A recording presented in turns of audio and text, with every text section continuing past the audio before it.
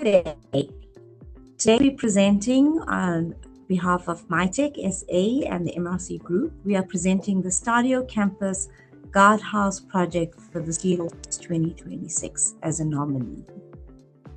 Joining me on the presentation today is Richard Holling, Director of MRC Group. The Stadio University,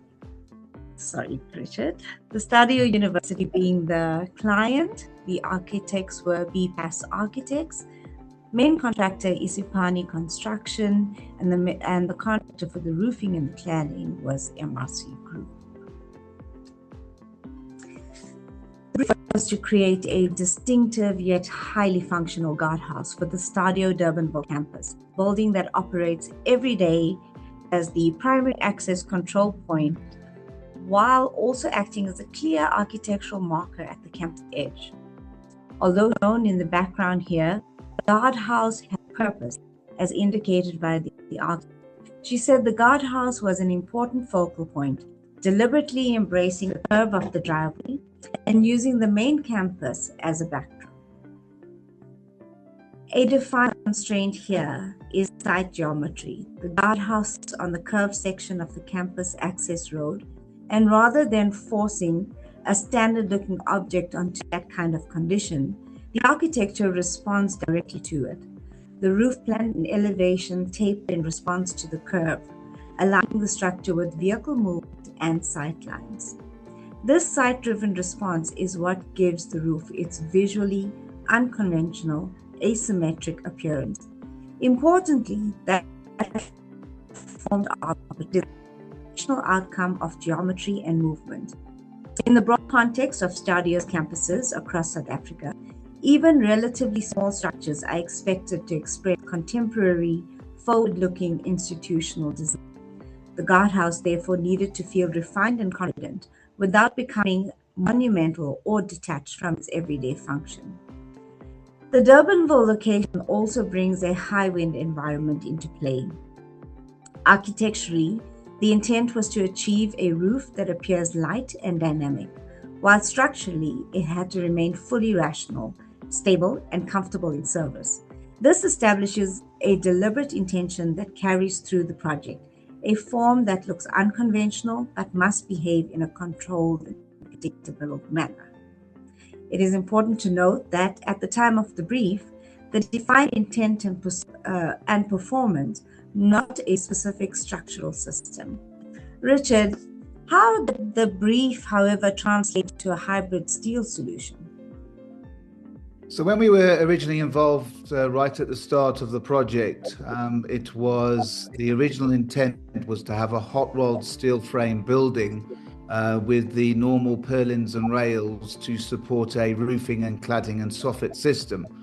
One of the key dynamics associated with hot rolled steel and especially with the cladding, soffit and roofing system that had been specified, which was the trad zinc system. Trad zinc being an imitation of a traditional zinc roofing and cladding system. And the tolerances involved were much tighter than a hot rolled steel frame would normally provide.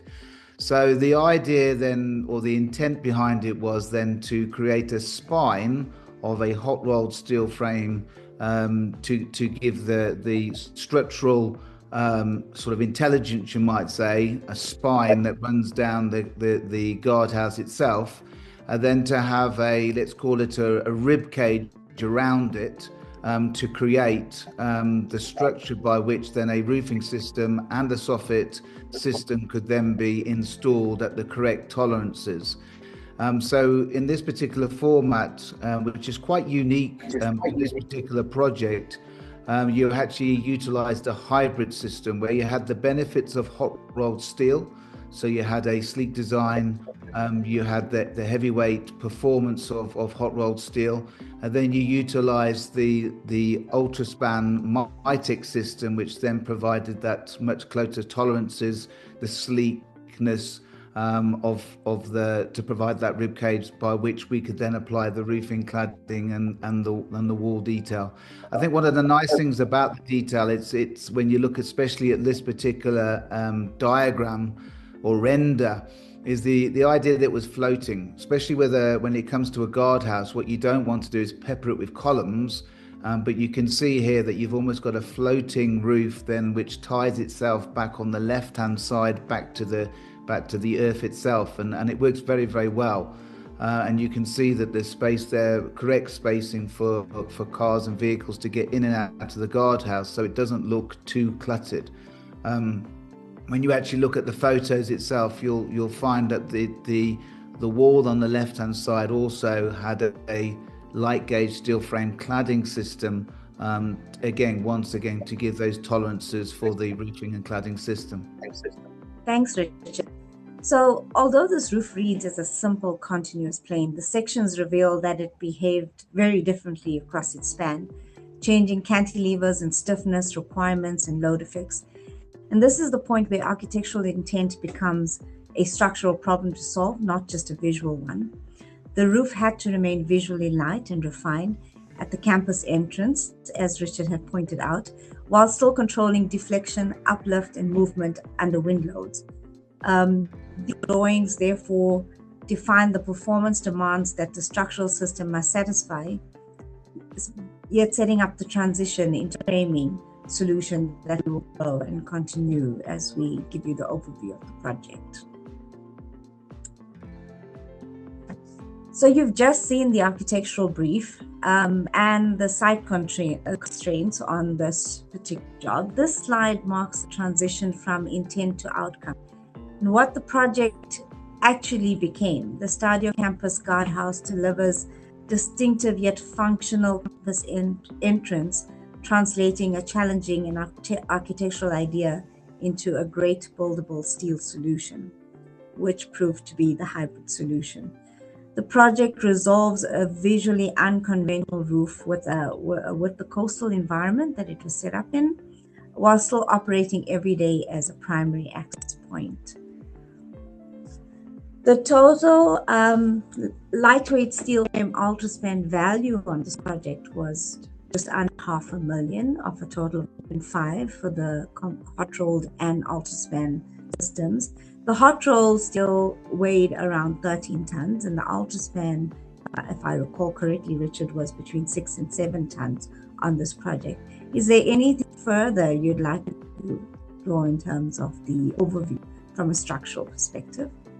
Yeah, I think when you look at this particular structure, a lot of projects you tend to find that there's lots of wavy lines on architectural detail, and then what tends to happen, those wavy lines become straighter and straighter and almost box shaped because of budget constraints, buildability, construction tolerances, and timing. And I think one of the key things about this particular project was the design intent was maintained all the way through. The structural engineers, MITEC and ourselves worked very, very closely at the start of this project, at early stages of design, to ensure that every aspect of this particular build was followed all the way through to follow the intent that the architect was looking for. You'll see that there is a tapered look about this particular guardhouse. At the bottom here of the photo, you'll see it's much narrower than the actual top right-hand corner. And the interesting thing about this particular photo is the fact that when you look at, let's call it the rib cages, the actual individual ribs or the trusses that go down the building itself, each and every single one of these is different. And when you look at a tapered building, you'll discover that the eaves of the building can very, very quickly move around, jump up and down, as it goes down the building itself. And we picked that up very, very early stages when we started looking at the design intent. So yeah, when you, like I said, when we look at the rib cage itself, it was so important to weave that correctly with the hot rolled steel frame to make sure that the light gauge steel, the ultraspan trusses were in the right places, to ensure that we have this smooth transition all the way through. I know that MITEC, when they supplied the particular trusses, they supplied them in batches of 4, and then what we did is we site adapted them as we went down the building itself.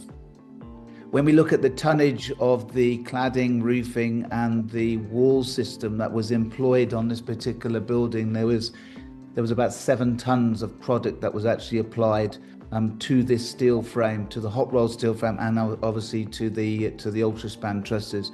It really is a very new, unique project because of its hybrid. A lot of people would either manufacture or construct projects in concrete, sometimes in hot rolled steel, and sometimes people obviously will look at light gauge steel frame, but very few will take the benefits of hot rolled steel and weave it with the light gauge steel frame to give this sort of option. And it's something that we would encourage more and more people to look at, the hybrid, where you're getting the benefits of hot rolled with the benefits of light gauge steel, to provide a fantastic finished product that pretty much floats across the roadway.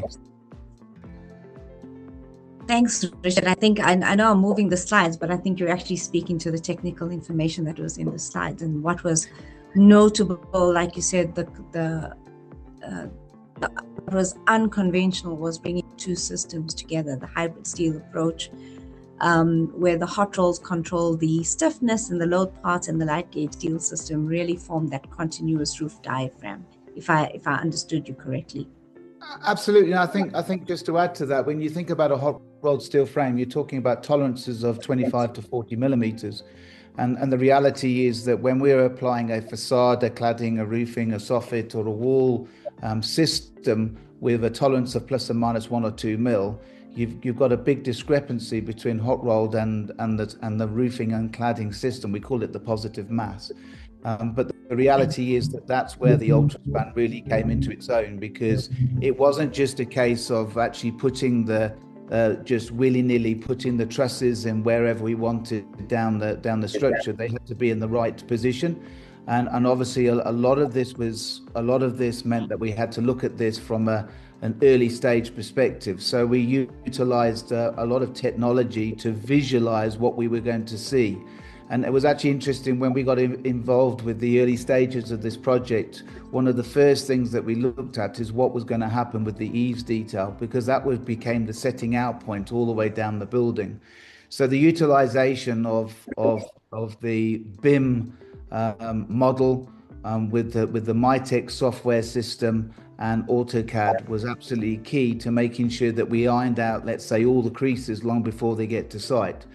One of the key drivers of this particular project was the use of technology to ensure that we didn't have any clashes on site. We had hot rolled steel work to think about, we had light gauge steel frame to think about, but we also had services as well, and making sure that we got everything in its right place long before we even came to site was absolutely key. And without the use of technology, it would have been almost impossible, because this is not an easy guardhouse. It's not a box. This is a tapered guardhouse with lots of complexities, with every single truss being slightly different to the one before and the one after. And the ability to adjust things on site was one of the key drivers for this hybrid. Yes, and I just go back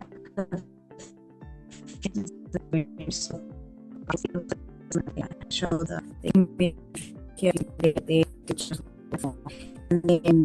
next slide where I'm indicating the ultraspan different layout between those two systems, where the ultraspan is the complementing system, like we said, onto the diaphragm of this roof, and digitally all of the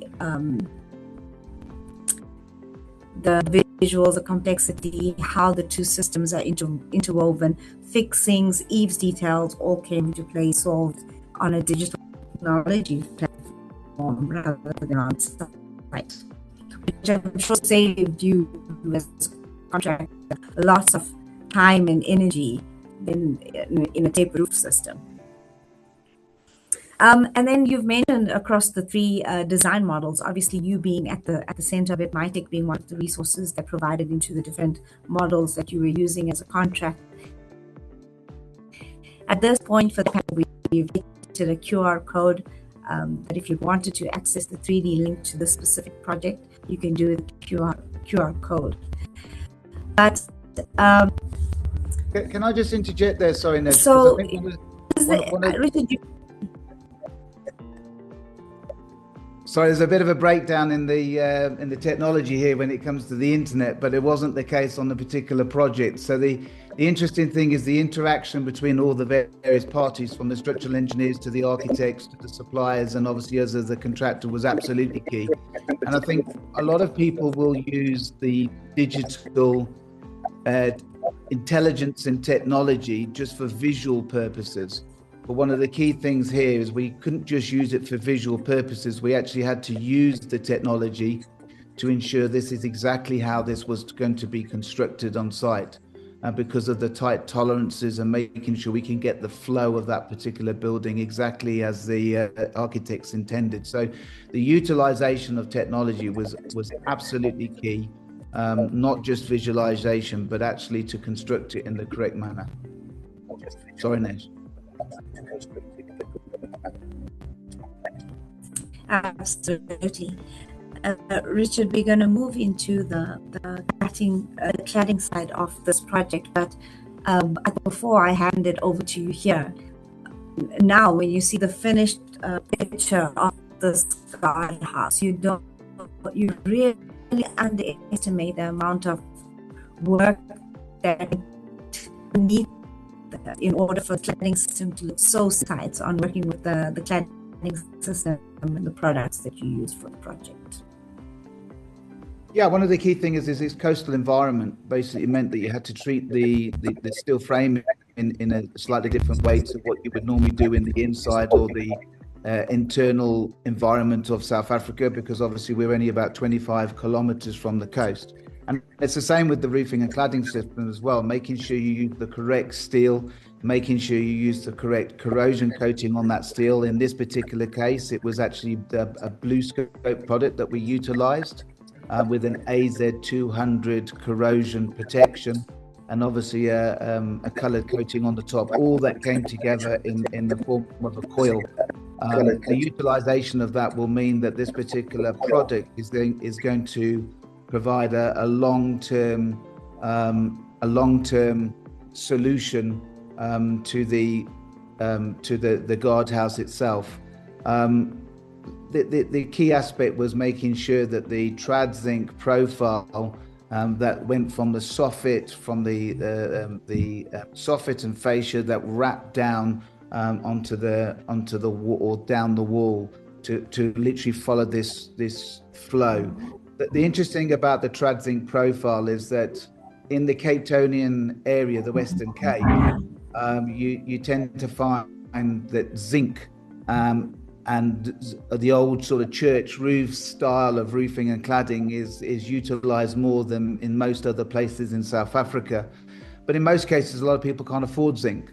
So the utilization of steel, a soft feed steel, to create the same shape and the same aesthetic was something that the architect was particularly interested in looking at to set out this particular guardhouse itself.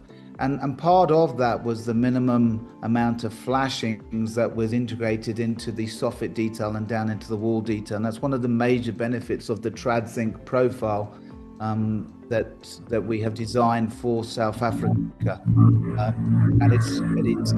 and its use in this particular guardhouse, I think, is a really, really poignant look and feel that they were looking for as you entered this amazing educational space. Thanks, Richard. In the essence of time, I'm just going to quickly give the overview of how Mytech supplies their UltraSpan system from a fabrication perspective, and then you can take it to the site fabrication, because this truly is just not fabrication from a manufacturer. It is also fabrication on site. So just quickly for the judging panel, UltraSpan is a component system that we manufacture at our Midrand facility. A contractor like MRC comes to us with a designed roofing system. Of course, we would have supported with our engineering services here. But the output of that design using our Pamir software means that we could have individual cut to length, pre-labeled and pre-bundled product for the erection sequence, which also helps in terms of reducing site handling, reducing errors on site, specifically for a roof of this complex nature, being able to show very clearly the bolted designs and the fixing sequence of this kind of a product. Richard, how did the way Ultraspan came out of the MITEC fabrication facility to you and your team fabricating on site, how does this transition? Yeah, so one of the key things about the complex nature of this particular building is that there wasn't one truss that was the same of the next to the next. So we had to have the ability, when we put those bundles together on site to form these trusses, we had to ensure that we had the capabilities to adjust each individual truss to suit the shape and where we were going, and also how it interacted with the hot rolled steel as well. So the kit of component parts, we're going to call it a Meccano kit, because that's in essence what we had from MITEC. We had a fabricated, engineered Meccano kit that we then started to put together on site, measuring as we went the hot rolled steel frame, because obviously of its slight tolerance differences to that of the light gauge steel frame. But then we fabricated that on site. We brought the members together using bolts, using fasteners, to ensure that we then, when we applied and weaved the light gauge steel frame truss, the Ultraspan, into the hot rolled steel, then we ensured that we got it in the right position. And that's one of the key benefits of this particular hybrid system, is its ability to line and level and get everything in the right place, which was one of the key driver decisions of utilization of the long spanning MITEC truss solution. Did you have any challenges on site with both systems and your cladding as an overall solution that you provided as a contractor? There are always challenges, but one of the key things is because we use the technology at early stages, we actually, I'm going to use the word, ironed out most of the challenges long before they came to site, which is one of the key drivers of using any technology, is to making sure that we take all those challenges away before we even get on site, because the less time we spend on site, the safer it is for our people. So it's not just making sure that we look at the clashes and work out the clashes, it's actually making sure that the guys on site can actually install as quick as possible and obviously as safely as possible, but making sure we can get them off site as well in timely fashion. When there are clashes on site, when there are problems and challenges on site, you tend to find that people obviously spend more time on site, and the safest place to be is not on site.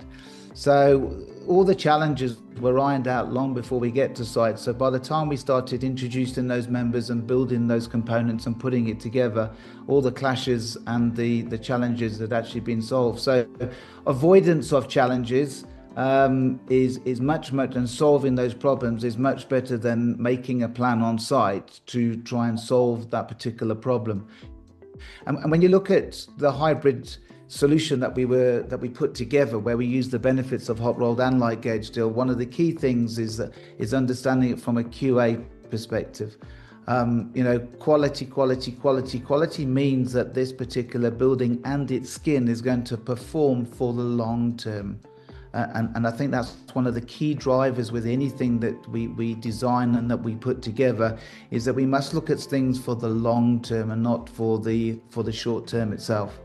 And that is what has been delivered. And I believe that the reason why this particular product and this particular project should be considered for this particular Steel Awards. The Steel Awards, thank you, Nish. Is because there isn't many hybrid systems that have been delivered in South Africa, and it's certainly a thought process that we need to entertain more and more, not just in guardhouses, but when we start building things like student accommodation, when we start putting more educational projects together, when we look at industrial retail. Hybrid is very much the way that's going to be far more sustainable in the long term. Thank you, Richard. And I think that's also from MITEC. We'd like to thank you very much for joining us to present the system. Thank you, Liesel.